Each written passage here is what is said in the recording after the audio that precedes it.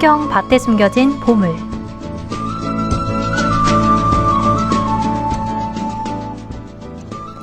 이 코너는 다가오는 주일 전까지의 한 주간 미사의 복음과 독서를 복습하는 시간으로 가톨릭 신자들이 성경을 읽으면서 생겼던 궁금증들을 풀어보고 또 성경 안에 담긴 의미를 이야기 나눠보는 시간인데요. 성경 그 안에 숨겨진 보물을 함께 찾아보는 행복한 여정의 안내자가 되어주고 계신 진도진길 본당의 김성기 요한 금고 신부님과 함께합니다. 신부님 어서 오세요. 네, 안녕하세요. 반갑습니다. 김성기 요한 금고 신부입니다. 네, 신부님 광복절 관계로 2주 만에 뵙는데요. 어떻게 지내셨을까요? 일단 쉬어서 너무 좋았고요. 네. 이번 또 광복절이 80주년이었잖아요. 그래서 네. 정말 시간이 많이 지났지만 우리가 영원히 또 기억해야 될 그런 소중한 날이라고 생각이 또 새삼 들었고, 네. 또 이번에 뭐 광복절 전야제나 뭐 경축식 이런 거 보면서도 다시 한번 정말 우리나라가 자랑스럽다라는 그런 마음들로 요즘을 좀 보냈던 것 같습니다. 네. 신부님 그러면 연중 제20주일이었던 8월 17일부터 오는 주일 전까지인 8월 23일 토요일까지의 독서와 복음 말씀을 살펴보는 시간 가져볼 텐데요. 오늘은 성경 속 어떤 보물을 함께 이야기 나눠볼까요? 네, 이번 한 주간 동안 우리가 연중 제20주간을 보내고 있는데요. 제1독서로 들었던 책들에 대해서 좀 알아보는 시간을 가지려고 합니다. 우리가 이번 주간 월요일부터 목요일까지는 구약 성경의 판관기 말씀들을 이제 연달아서 들었고요. 또 금요일과 토요일에는 구약 성경의 룻기 말씀의 또 일부분을 듣게 되는데요. 매일 미사 우리 책에서 이제 볼 때는 각 그 권의 내용을 연달아서 이제 듣는 게 아니라 때로는 좀 부분적으로 이제 듣잖아요. 그래서 이 책들이 익숙하지 않을 수도 있고 어떤 내용을 담고 있는 말씀인지 좀 명확하지 않을 수도 있는데, 그래서 이번 시간에는 이제 구약 성경의 역사서에 해당하는 판관기와 룻기의 좀 전반적인 내용을 살펴보면서 우리가 이번 한 주간 동안 제1독서로 들었던 말씀들이 좀 이해하시는 데 도움이 되면 좋겠다 싶어서 준비했습니다. 네, 사실 원래 아는 만큼 보인다고도 하지 않나요, 신부님? 전체적인 내용을 알고 한 부분을 보면 좀 더 풍성하고도 깊이 알 수 있는 법인데요. 오늘 그런 시간이 될 것 같습니다. 계속 말씀 이어주실까요? 네. 좀 그런 시간이 됐으면 좋겠고요, 저도. 일단 네네. 제가 방금 잠깐 말씀드렸던 대로 판관기와 룻기, 이번 우리가 제1독서로 이번 한 주간 동안 듣고 있는데, 네. 구약 성경에서 이제 역사서에 해당을 하죠. 구약 성경을 4개의 큰 부류로 나누면 오경이 있고 역사서가 있고 시서, 지혜서 있고 예언서 있고 이렇게 4가지로 크게 분류했을 때 이제 역사서에 해당하는데, 구약 성경의 역사서는 이제 이스라엘이라는 한 민족 또는 이제 한 나라에 대한 역사를 우리에게 제공해 주는데요.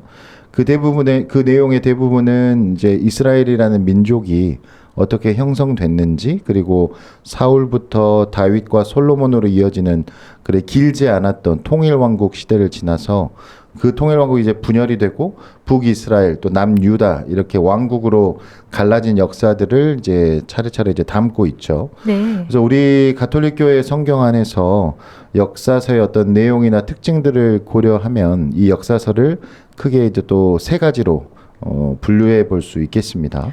네, 어떻게 나눠볼 수 있을까요, 신부님? 신명기의 역사서가 한 축을 이루고요. 그리고 역대기의 역사서, 그리고 이 신명기계나 역대기계에 좀 분류하기 조금 어려운 책들을 이제 그 밖의 책들로 이제 제가 분류를 했는데, 네. 먼저 그 밖의 책들로 분류된 것들은 엄밀한 의미에서는 이제 역사서라고 보기에는 조금 어렵거나 혹은 제2경전에 해당되는, 그러니까 히브리어가 아닌 다른 언어로 이제 쓰여진 이제 책들을 우리가 제2경전이라고 부르는데, 그 제2경전에 이제 해당하는 책들인데, 어떤 그 책들의 이제 내용이나 배경이 또 그리고 어떤 역사의 한 단면을 담고 있기 때문에 역사서로 이제 크게 볼 때 이제 구분을 하지만, 신명기계나 역대기계는 이제 굳이 이제 구분하지 않는, 뭐 이거에 대해서 이제 의견이 좀 다를 수 있겠지만 네. 저는 그렇게 봅니다. 그래서 이제 그 밖의 책들은 뭐 크게 다룰 건 아니고, 신명기계와 이제 역대기계 역사서가 어떤 조금 차이점이 있을지 이야기를 잠깐 드려보면요. 각 역사서가 이제 다루는 어떤 범위가 조금 다릅니다. 역사의 범위가 네. 조금 차이가 나는데 신명기의 역사서는 이제 오경의 마지막 내용이 이제 모세의 죽음으로 끝나거든요. 가나안 땅을 앞두고 모세가 이제 죽는 장면으로 이제 오경이 끝나는데 그 다음 내용인 이제 모세의 죽음 이후부터 남유다 왕국이 멸망하고 바빌론으로 이제 유배 생활을 하던 때까지의 역사를 이제 다루는 것이 이제 신명기의 역사서라고 할 수 있고요. 네. 역대기의 역사서는 조금 더 긴 역사를 이제 다룹니다. 세상 창조 때부터 유배 이후에 바빌론 유배 이후에 다시 귀환해서 돌아와서 공동체를 다시 회복하고 재건하는 이야기까지를 다루는 게 이제 역대기의 역사서. 그래서 조금 그 다루고 있는 역사의 범위가 좀 다르다고 할 수 있겠죠.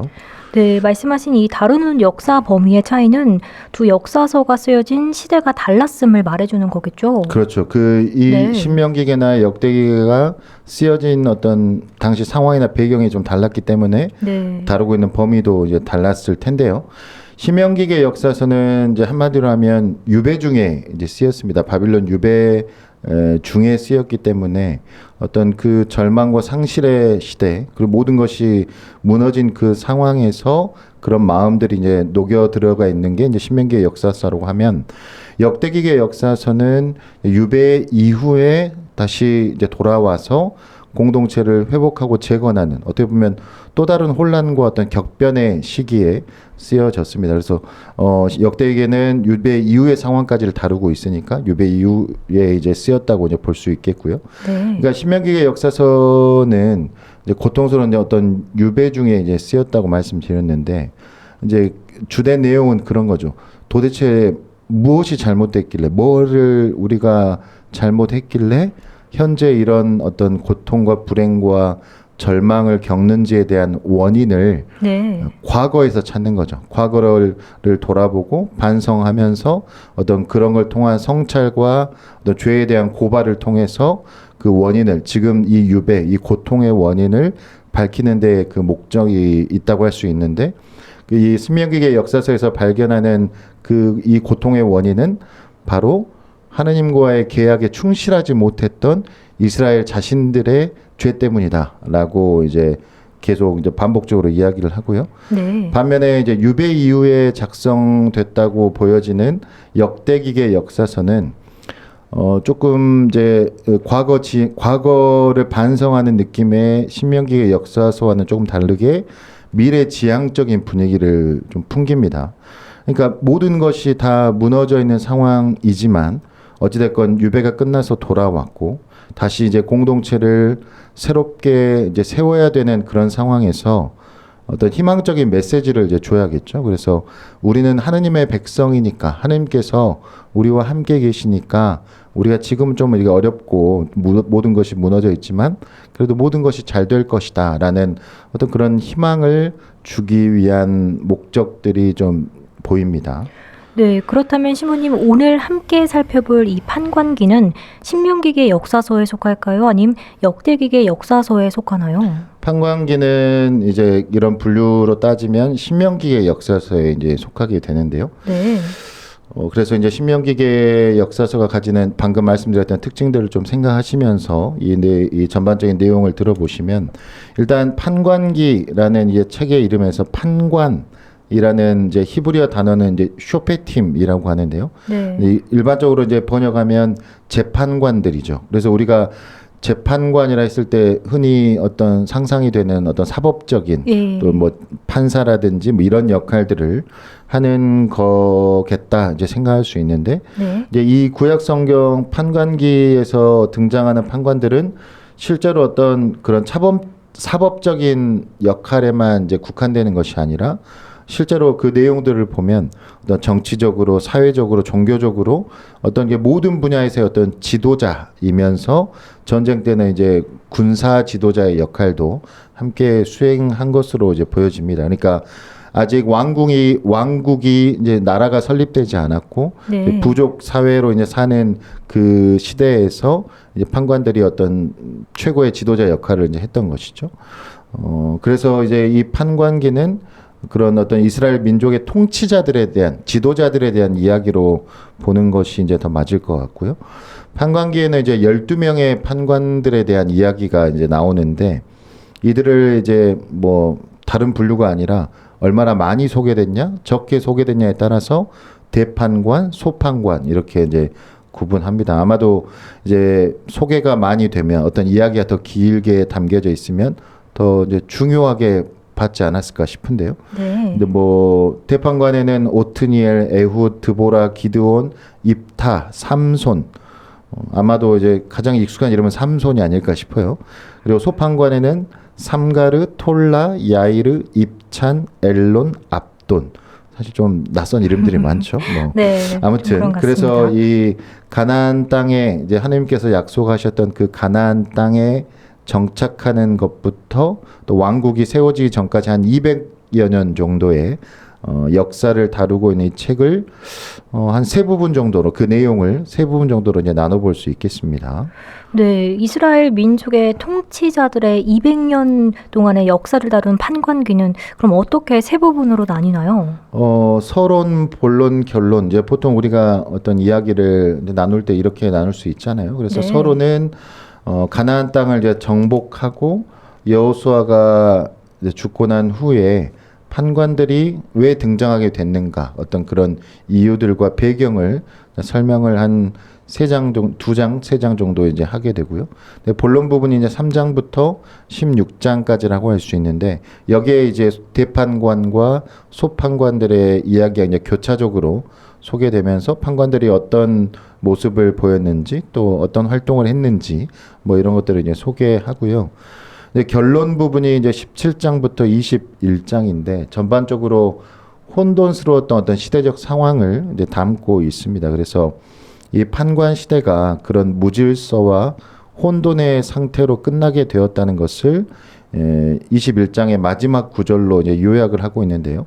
이 구절은 이제 다른 곳에서도 종종 이제 반복되는 이제 구절인데 21장 25절에 보면 그 시대에는 이스라엘에 임금이 없었다. 그래서 사람들은 저마다 제 눈에 옳게 보이는 대로 하였다라는 이 구절이 21장 25절 이제 마지막 부분에 소개되고 뭐 17장 6절, 18장 1절, 19장 1절 이렇게 좀 후반부에 반복되는데 네. 이 구절을 통해서 그 어떤 확실한 지도자, 통치자가 이제 없는 그 상황에서 시대가 혼란스러웠던 이유가 어떤 우상 숭배, 하느님이 아닌 다른 신들을 섬긴다든지 혹은 내부의 어떤 잘못들 때문이었다는 것을 이제 후반부에서 전해주고 있고요.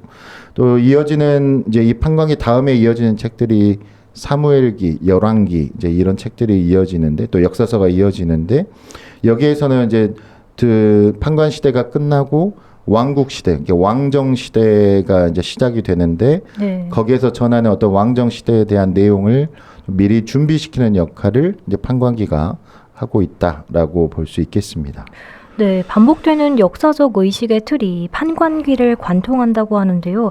그 틀이 뭘까요?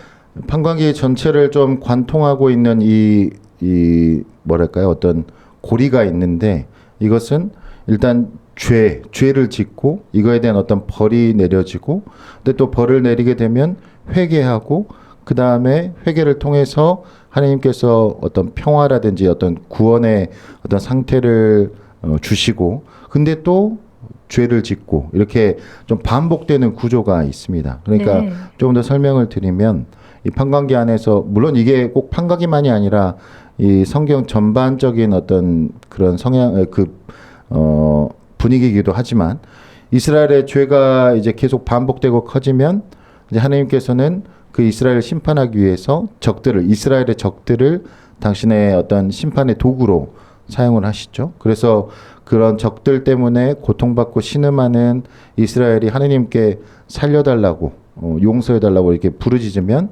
하나님께서는 판관들이라든지 혹은 뭐 또 다른 어떤 구원의 어떤 대리자를 통해서 구원을 해주십니다. 그래서 네. 그렇게 얼마 동안 평화가 유지되다가 다시 또 이스라엘은 죄를 짓고 하나님을 배반하고 이제 이런 모습들이 계속 반복이 되는 거죠. 그러니까 여기서 이 구조에서 보면 인간이 짓는 어떤 죄악은 하느님의 벌을 불러오지만 또한 인간의 회개, 인간의 반성은 하느님의 구원을 동반한다는 어떤 그 인과응보적인 상선벌악의 신명기계의 이제 핵심 사상인데 예. 그게 이제 잘 드러나는 구조라고 할 수 있겠습니다. 그래서 이 판관계에서 다루는 역사가 강조하는 것은 어떤 사람이 이 세상의 어떤 인간이 우리를 통치하는 것이 아니라 오직 유일한 통치자이신 하느님과의 계약에 충실해야 된다. 그래야만 그렇게 하나님과의 계약에 충실해야만 우리가 평화와 번영을 누릴 수 있는 유일한 길이다라는 것을 판관계의 역사가 이제 알려주려고 하는 것이죠. 네, 신부님 그럼 이번에는 룻기를 살펴볼까요? 네, 룻기는 아까 이제 역사서에 분류해서 보면 그 밖의 책들에 이제 해당이 되는데 네. 사실 뭐 역사서라기보다는 좀 역사의 한 단면을 보여주긴 하지만 좀 교훈적인 이야기라고 단편 소설이라고 할 수 있겠습니다. 그래서 룻기는 이제 짧아요. 4장으로 이제 구성이 돼 있는데 네. 이 이야기에 나오는 여자 주인공 이름이 이제 룻이죠. 그래서 룻기라고 하는데 이 룻이라는 여인은 이방인이면서 나중에 이제 다윗 우리가 아주 잘 알고 있는 다윗 왕의 증조 할머니가 되는 여인으로 소개가 되고요. 또 이 룻과 이제 결혼을 하게 되는 보아즈라는 인물은 당연히 이제 다윗의 증조 할아버지가 되겠죠. 그러니까 이 룻기라는 책은 다윗 왕과 관련이 있는 그 조상들에 대한 단편적인 이야기다라고 생각하시면 되겠습니다. 네, 여기서 말씀하신 다윗은 비신자들도 익히 들어서 잘 아는 돌팔매로 거의 골리앗을 이긴 다윗 왕이죠. 그렇죠. 그 다윗입니다. 네. 다윗 왕의 증조할머니인 룻의 이야기 계속 이어가 주실까요? 네. 네. 오늘 컨셉 무슨 이야기 들려주는 뭐 같은데. 네. 이 룻기가 이제 그 당시에 어떤 심한 기근이 들어요. 그러니까 막 가뭄이 들고 해서 먹을 것이 없고 그래서 고향인 베들레헴을 떠나서 모압이라는 이방 지역에 다른 민족 지역에 살다가 남편과 두 아들을 잃어버린 나오미라는 여인이 다시 이제 고향으로 돌아오는 게 베들레헴 돌아오는 거죠. 네. 이때 며느리가 룻입니다. 그러니까 나오미의 며느리가 룻인 거죠. 주인공이. 그래서 고향에 이제 돌아와서 이제 먹고 살아야 되니까. 근데 소위 말해서 과부잖아요. 두 아들도 있고 남편도 있고 네. 여인 둘이서 지금 돌아온 건데 그래서 이제 남편의 친척이었던 보아즈의 밭에서 이제 룻이 일을 하게 되는데 거기서 이제 보아즈와 점점 가까워지게 되고 마침내 둘은 이제 결혼에 이르게 된다는 어떤 해피엔딩의 이야기입니다. 그래서 뭐 이렇게만 들으면 무슨 사랑 이야기가 이제 성경에 들어와 있나라고 네. 이제 생각할 수도 있고, 근데 네. 여기서 이제 상징적으로 룻과 나오미 이 여성들은 하느님의 백성을 이제 상징하고요. 또 그들을 도와준 보아즈는 어떻게 보면 하느님을 대변하는 하느님의 손길을 이제 대신 전해주는 어떤 그런 인물로 보시면 되겠습니다. 네, 룻기 이 이야기에서 가장 두드러지는 핵심 주제는 뭘까요, 신부님? 한마디로 하면 이제 하느님의 자비하심이죠. 하느님의 네. 자비로움에 대해서 이야기를 하는 건데요. 방금 말씀드렸듯이 이스라엘 백성을 상징하는 게 두 여인, 룻과 나오미고 또 그 여인들을 도와주는 어떤 하느님의 손길을 상징하는 게 보아즈라고 이제 말씀드렸잖아요. 그래서 당시 사회에서 가장 낮은 신분의 어떤 천한 신분에 속해 있던 과부와 또 이방인들의 어려움도 함께 헤아리시는 하느님께서 그들을 보호하시고 이끌어 주신다라는 것이 이제 이 이야기의 어떤 큰 줄기라고 할 수 있겠고요. 네. 근데 이제 단순히 이제 그 당시에 구약 성경 당시에는 사람들이 이스라엘 사람들은 특히나 우리가 선택받은 민족이니까 우리만 구원받을 수 있다라는 의식이 엄청 강했을 거 아닙니까? 네. 근데 여기 이 룻기라는 이야기에서 보면 어떤 처지에 있든지 뭐 그것이 이스라엘 민족이든 아니든 뭐 주 하느님에 대한 그런 믿음만 있다면 아주 참된 믿음만 가지고 있다면 하느님께서는 그들을 보살펴 주시고 더 큰 복으로 이제 갚아 주신다라는 것이 이제 이 이야기에 들어 있고,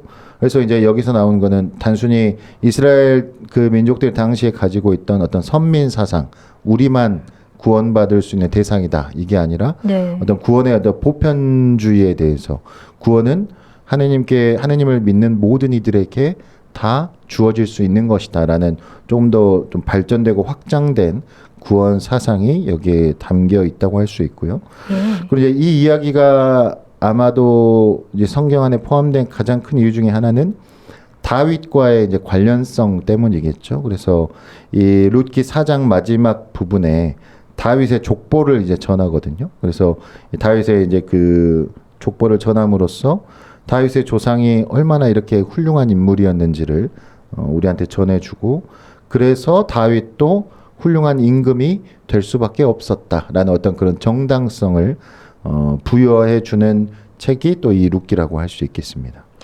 네, 오늘 구약 성경의 판관기와 룻기에 대해서 함께 이야기 나눠봤는데요. 오늘 나눈 이야기를 통해 신자분들께서 어떤 묵상을 했으면 하시나요?